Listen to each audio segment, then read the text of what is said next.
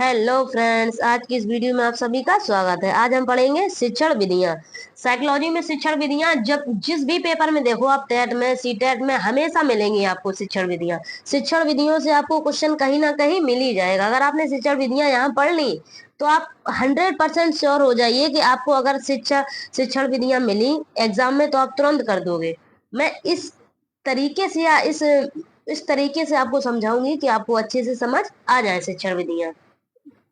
अब देखते हैं सबसे पहले आगमन विधि। आगमन विधि क्या होता है? Inductive method. आगमन विधि को इंग्लिश में इंडक्टिव मेथड कहते हैं। देखो, इस विधि के जनक कौन है? अरस्तु। इस विधि के प्रतिपादक या जनक कौन है? आगमन विधि के प्रतिपादक या जनक अरस्तु। निगमन विधि के प्रतिपादक या जनक अरस्तु। तो आगमन विधि के प्रतिपादक या जनक कौन है? अरस्तु। इस विधि में सीधे अनुभवों, उदाहरणों तथा प्रयोगों का अध्ययन करके नियम निकाले जाते हैं। इस विधि में क्या किया जाता है? सीधे उदाहरणों तथा अनुभवों का प्रयोग करके नियम निकाले जाते हैं। यानी कि उदाहरण से नियम की ओर आगमन विधि। यहाँ से देखिए, यह विधि उदाहरण से नियम की ओर चलती है। Example to rule. उदाहरण से नियम की ओर कौन सी विधि है? आगमन विधि। किसमें? आगमन विधि के जन्मदाता या जनक कौन है? अरस्तु। आगमन विधि की जन्मदाता या जनक कौन है? अरस्तु। आगमन विधि कहाँ से कहाँ है? तो आगमन विधि कैसी है? Example to rule. यह शिक्षण विधि कैसी है? छात्र केंद्रित है। जो आगमन विधि है कैसी विधि है? यह छात्र केंद्रित विधि है। अब देखते हैं थोड़ा इसके नीचे। यहाँ से देखिए, आगमन विधि कैसी है? छात्र केंद्रित विधि है, जो विद्यार्थियों को करके सीखने पर बल देती है। इस विधि में तर्क करते हुए कहाँ से जाएंगे? स्थूल से सूक्ष्म की ओर। यहाँ पे जो स्थूल है, ये टाइपिंग मिस्टेक हो गया है, स्थल लिख गया है, वहां लिखा जाएगा स्थूल से सूक्ष्म की ओर। अब स्थूल से सूक्ष्म क्या होता है? जैसे हमने बच्चे को क्या किया? पेड़ दिखाया। सबसे पहले हमने क्या दिखाया? पेड़। कि देखो बच्चा, ये पेड़ है, ठीक। उसके बाद मैंने बताया कि ये आम का पेड़ है और इसमें जो ग्रीन ग्रीन है वो हरी पत्तियां हैं। वो क्या है? सूक्ष्म। वो सूक्ष्म हो गया। मैंने जो बताया कि ये पेड़ है वो हो गया स्थूल। और मैंने ये बताया कि ये पेड़ आम का है, इसकी ग्रीन ग्रीन पत्तियां हैं, इसमें आम लगते हैं। तो ये क्या हो गया? सूक्ष्म। स्थूल से सूक्ष्म की ओर पहले बड़ी चीज दिखा दी, उसके बाद उसे छोटे छोटे भागों में बता दिया। जैसे मैंने कोई कार दिखाई किसी बच्चे को, वो क्या हो गया? स्थूल। अब स्थूल से सूक्ष्म की ओर उसे मैंने बताया ये गियर है, ये ब्रेक है, ये सब क्या है? सूक्ष्म से। ये क्या है? स्थूल से सूक्ष्म की ओर विधि है। अब ज्ञात से अज्ञात की ओर, यहाँ देखिए, ज्ञात से अज्ञात की ओर। अब कोई बच्चा है, मैं पढ़ा रही हूँ, किसी प्राइमरी क्लास का बच्चा है। अगर मैंने क्या पढ़ाया उसे? मैंने उसे डिवाइड पढ़ा दिए, यानी कि मैंने उसे वो पढ़ा दिया, टेबल पढ़ा दी। अब टेबल के बाद मैंने उसे क्या दे दिया? डिवाइड। अब उसे टेबल तो याद है पर डिवाइड नहीं आते, यानी कि उसे टेबल ज्ञात है लेकिन डिवाइड अज्ञात है, उसे डिवाइड नहीं आते। तो फिर हम उसे क्या सिखाएंगे? टेबल से उसे डिवाइड करना सिखाएंगे। तो यही तो है ज्ञात से अज्ञात की ओर, मूर्त से अमूर्त की ओर। आप पढ़ते हैं निगमन विधि क्या है। यहाँ से देखिए, निगमन विधि यानी कि डिडक्टिव मेथड। निगमन विधि को इंग्लिश में कहते हैं डिडक्टिव मेथड। इंग्लिश भी देख लिया करो। अब देखो, ना से नियम और ना से निगमन। ना से नियम और ना से निगमन। यानी कि जब पूछे निगमन विधि कहाँ से कहाँ है, तो नियम से उदाहरण की ओर। निगमन विधि कहाँ से? नियम से उदाहरण की ओर। और आगमन विधि उदाहरण से नियम की ओर। यहाँ देखिए, ये देखो, इस विधि के जन्मदाता कौन है? अरस्तु। मैंने जब वीडियो स्टार्ट की थी तभी बता दिया था कि निगमन विधि के जन्मदाता अरस्तु है और आगमन विधि के जन्मदाता अरस्तु है। और क्या बताया था मैंने? जो आगमन विधि है वो बाल केंद्रित विधि है। आगमन विधि कैसी विधि है? बाल केंद्रित। और निगमन विधि कैसी है? शिक्षक केंद्रित। यह विधि नियम से उदाहरण की ओर चलती है, ना से नियम ना से निगमन। यानी कि नियम से उदाहरण की ओर निगमन विधि। जैसे पहले मैंने क्या किया? जैसे मैंने एक यहाँ पे बना लिया, ये देखो, ये मैंने बना लिया आयत। मैंने बच्चे को मैथ पढ़ा रही हूँ, मैंने आयत बना लिया। अब मैंने कहा बच्चे से कि इसका एरिया निकालो। एरिया यानी कि क्षेत्रफल निकालो। अब वो उसको हम पहले क्या बताएंगे, उसको हम इसका फॉर्मूला बताएंगे, कौन सा, क्षेत्रफल निकालने का। हम उसे बताएंगे एल इंटू बी होता है। क्या बताएंगे, एल इंटू बी। ये क्या है, ये फॉर्मूला है। तो यही तो है नियम से उदाहरण की ओर, निगमन विधि। इस विधि में सर्वप्रथम विधियों को नियमों का ज्ञान दे दिया जाता है। इस विधि में सर्वप्रथम क्या किया जाता है, विधियों विधियों या नियमों का ज्ञान दे दिया जाता है। इसके पश्चात उदाहरण देकर उन नियमों को समझाया जाता है। यह विधि एक शिक्षक केंद्रित है। मैंने अभी थोड़ी देर पहले ही बताया था कि बाल केंद्रित विधि आगमन विधि और शिक्षक केंद्रित विधि निगमन विधि। इसमें शिक्षक ही सारे नियम सीखते हैं, यानी कि सीखते नहीं सिखाते। इसमें शिक्षक ही सारे नियम सिखाते हैं, किसमें, निगमन विधि में। जैसे भी अगर हम मैथ पढ़ेंगे तो सारे नियम कौन सिखाता है, शिक्षक के। इसमें इस वाले क्वेश्चन में ये रूल लगेगा, इस वाले क्वेश्चन में ये रूल लगेगा। और जो जो निगमन विधि है उसमें सारे कौन सिखाता है, सारे नियम कौन सिखाता है, शिक्षक। लेकिन जो आगमन विधि है, आगमन विधि में क्या होता है, आगमन विधि में बालक केंद्रित विधि होती है, और जो निगमन विधि है वो शिक्षक केंद्रित होती है। यानी कि निगमन विधि आगमन विधि के ठीक विपरीत कार्य करती है। इस विधि में देखो, उसमें क्या था, उसमें था स्थूल से सूक्ष्म की ओर, और इसमें क्या है, सूक्ष्म से स्थूल की ओर। इसमें पहले बताया जाएगा कि ये गियर है, ये सीट है और ये ब्रेक है। अब जब ये सब मिल जाते हैं तो बनती है कार। ठीक, तो यही तो है सूक्ष्म से स्थूल की ओर। पहले छोटी छोटी बातें बताई गई, फिर पूरी बता दी गई। जैसे पहले बता दिया जाए कि ये देखो, ये वीडियो, ये ऑडियो वीडियो ये सब किसमें है, एक फोन में है। अब अज्ञात से ज्ञात की ओर है। दूसरी देखो, अज्ञात से ज्ञात की ओर। तीसरी, नियम से उदाहरण की ओर आगे बढ़ते हैं। अमूर्त से मूर्त, यानी कि आगमन विधि निगमन विधि की ठीक उल्टी है। जो आगमन विधि था उसमें था स्थूल से सूक्ष्म की ओर, आगमन विधि में था ज्ञात से अज्ञात की ओर, और आगमन विधि में था मूर्त से अमूर्त की ओर, और इसमें अमूर्त से मूर्त की ओर, सूक्ष्म से स्थूल की ओर। टोटल आगमन विधि का उल्टा। अब देखते हैं प्रोजेक्ट विधि क्या है। प्रोजेक्ट विधि, प्रोजेक्ट विधि किसने दी है, तो प्रोजेक्ट विधि या प्रोजेक्ट विधि के जनक या प्रतिपादक है किलपैट्रिक। प्रोजेक्ट विधि के जन्म या प्रतिपादक कौन है, किलपैट्रिक। यह विधि अनुभव केंद्रित है। कैसी है, अनुभव केंद्रित। प्रोजेक्ट विधि कैसी है, अनुभव केंद्रित। जैसे हम लोग भी स्कूलों में पढ़ते थे तो हम लोगों को एक प्रोजेक्ट दिया जाता था या एक टॉपिक दिया जाता था कि उसके बारे में अपने मन से सर्च करके लिखो, बनाओ। तो वही तो है, जो तुमने उससे पहले अनुभव किए हैं इस प्रोजेक्ट के बारे में या कोई टॉपिक के बारे में, वो लिखो। तो यही तो है, यह विधि अनुभव केंद्रित है। कैसी है, अनुभव केंद्रित। उसमें हम अपने अनुभव लिखते हैं, उसमें अपने अनुभव बताते हैं। यह बालकों के सामाजिकरण पर विशेष बल देती है। कौन सी विधि, प्रोजेक्ट विधि। प्रोजेक्ट विधि के जन्मदाता कौन है, किलपैट्रिक।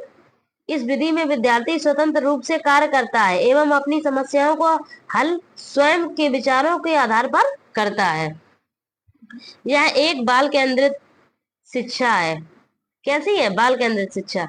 इस विधि में विद्यार्थी सक्रिय, यानी कि इस विधि में विद्यार्थी कैसा रहता है, सक्रिय या क्रियाशील रहते हैं, क्योंकि उन्हें एक प्रोजेक्ट दे दिया और उन्हें उस प्रोजेक्ट पे काम करना है, क्या लिखना है, कैसे लिखना है। तो भैया बालक तो सक्रिय रहेगा ही और क्रियाशील भी रहेगा। अब समूह में रहकर कार्य करना सीखते हैं, इससे उनमें आत्मविश्वास की भावना पैदा होती है। अब देखते हैं प्रत्यक्ष विधि क्या होता है, यानी कि डायरेक्ट मेथड। हमने क्या क्या पढ़ा, आगमन विधि पढ़ ली, निगमन विधि पढ़ ली और प्रोजेक्ट विधि पढ़ ली। आगमन विधि की जन्मदाता अरस्तु, निगमन विधि की जन्मदाता अरस्तु, प्रोजेक्ट विधि की जन्मदाता किलपैट्रिक। अब पढ़ते हैं प्रत्यक्ष विधि, यानी कि डायरेक्ट मेथड। इस विधि में बालक को बिना व्याकरण के नियमों का ज्ञान कराए भाषा सिखाई जाती है। इस विधि में क्या किया जाता है, बिना व्याकरण के नियमों का ज्ञान कराए भाषा सिखाई जाती है। इस विधि में जो बालक की मातृभाषा होती है उसे मध्यस्थ बनाए अन्य भाषा सिखाई जाती है। उसे मध्यस्थ बनाकर क्या सिखाई जाती है, अन्य भाषा सिखाई जाती है। कोई भी बच्चा हो उसे तो मातृभाषा आती होगी, अन्य भाषा नहीं आती होगी, लेकिन जब हम उसी माध्यम से उसकी मातृभाषा के माध्यम से मध्यस्थ बनाए और नई भाषा सिखा देते हैं। अब देखते हैं थोड़ा इसके आगे। इस विधि में वार्तालाप के माध्यम से अधिक सीखने पर बल दिया जाता है। इस विधि में क्या किया जाता है, वार्तालाप के माध्यम से सीखो, ज्यादा से ज्यादा वार्तालाप करो एक दूसरे से। जो प्रत्यक्ष विधि है, इस विधि में वार्तालाप के माध्यम से अधिक सीखने पर बल दिया जाता है, जिससे वह प्राकृतिक रूप से सीख सके। ऐसा नहीं है कि कॉपी किताबों से सीखे, वो प्राकृतिक रूप से सीखे, बस बोलचाल करे, सामान्य बोलचाल करे बच्चा। इस विधि में श्रव्य दृश्य सामग्री का प्रयोग किया जाता है। अब भैया ये श्रव्य दृश्य सामग्री क्या है? श्रव्य सामग्री जिसे हम सुन सकें जैसे ऑडियो, दृश्य सामग्री जिसे हम देख सकें जैसे फोन, टीवी, प्रोजेक्टर, ये सब क्या है? दृश्य सामग्री। प्राथमिक कक्षाओं हेतु यह विधि अत्यधिक उपयोगी है। प्राथमिक कक्षाओं के लिए ये विधि कैसी है? अत्यधिक उपयोगी। अब देखते हैं विश्लेषण विधि। विश्लेषण विधि को इंग्लिश में कहते हैं एनालिसिस मेथड। विश्लेषण विधि के जनक कौन है? तो विश्लेषण विधि के जनक है हेनरी एडवर्ड आर स्ट्रॉन्ग। विश्लेषण विधि के जनक कौन है? यह प्रतिपादक हेनरी एडवर्ड आर स्ट्रॉन्ग। अब यहाँ से देखते हैं थोड़ा, इस विधि में समस्या को छोटे छोटे भागों में बांटकर इस विधि की समस्या को छोटे छोटे भागों में बांटकर उनका अध्ययन व समीक्षा करते हुए उसे हल किया जाता है। जो समस्या है उन्हें छोटे छोटे भागों में बांटा जाता है, तब उनकी उसका अध्ययन व समीक्षा करते हैं। अब देखेंगे संश्लेषण विधि। संश्लेषण विधि या सिंथेसिस मेथड। संश्लेषण विधि की प्रतिपादक कौन है? संश्लेषण विधि के प्रतिपादक जनक है हेनरी एडवर्ड आर्मस्ट्रॉन्ग। संश्लेषण और विश्लेषण इन दोनों विधियों के जनक कौन है? Henry Edward Armstrong. विश्लेषण कर लेने के पश्चात ही संश्लेषण का कार्य होता है। क्या होता है? विश्लेषण कर लेने के बाद ही संश्लेषण का कार्य होता है। इस विधि में किसी समस्या या गतिविधि के छोटे छोटे भागों को जोड़ते हुए समस्या का हल किया जाता है। अब पढ़ेंगे प्रोफेसर यंग के अनुसार क्या है। प्रोफेसर यंग के अनुसार संश्लेषण विधि द्वारा सूखी घास में तिनका निकाला जा सकता है, परंतु विश्लेषण विधि में स्वयं तिनका घास से बाहर निकलना चाहता है। अब देखेंगे अनुकरण विधि। अनुकरण क्या है? अनुकरण जो हम लोग क्लास में बोलते हैं और बच्चा उसे रिपीट करते हैं, जो हमारी बात को बच्चा सुनकर वही बात बोलते हैं, अनुकरण करना कहलाता है। इस विधि में बालक अनुकरण करके सीखता है। जैसे छोटे छोटे क्लासों में हम लोग अगर प्राइमरी में देखेंगे तो अगर हम लोग कहते हैं A for apple, B for ball, जैसे हम लोग बोलते हैं वैसे बच्चा अनुकरण करता है, वैसे ही हमारे पीछे बोलता जाएगा सुन सुन के, तो वही तो अनुकरण विधि। इस विधि में बालक अपने शिक्षक का अनुकरण नकल, यानी कि जो शिक्षक है उसकी क्या करता है? नकल करता है। जैसे लिखना, पढ़ना, नवीन रचना करना सीखना। इस विधि के अंतर्गत बालक शिक्षक के उच्चारण को सुनकर वाचन करना सीखते हैं।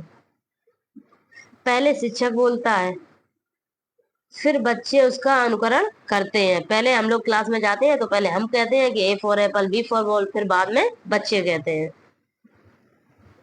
व्याख्यान विधि क्या है? तो ये व्याख्यान विधि यानी कि लेक्चर मेथड, ये बहुत पुरानी विधि है। व्याख्यान विधि में किसी तत्व विषय की व्याख्या की जाती है। व्याख्यान विधि को शिक्षण की सबसे प्राचीन विधि माना जाता है।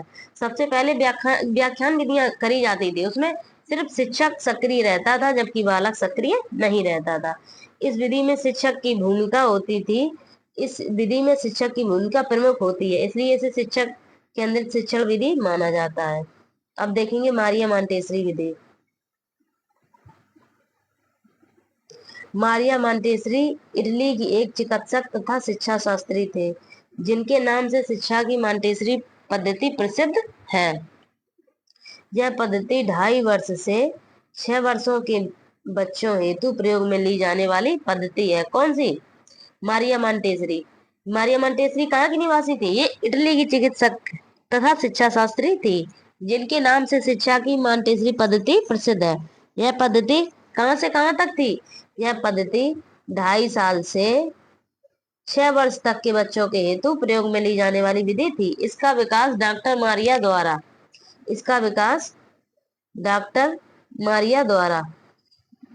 एक सेकंड रुकना, ये क्या हो गया? यहाँ से देखें।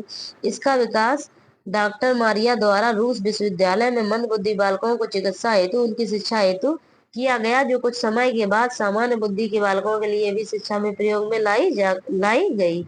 अब देखते हैं डाल्टन विधि, डाल्टन लॉ। इस विधि में क्या होता है? यहाँ से देखते हैं थोड़ा।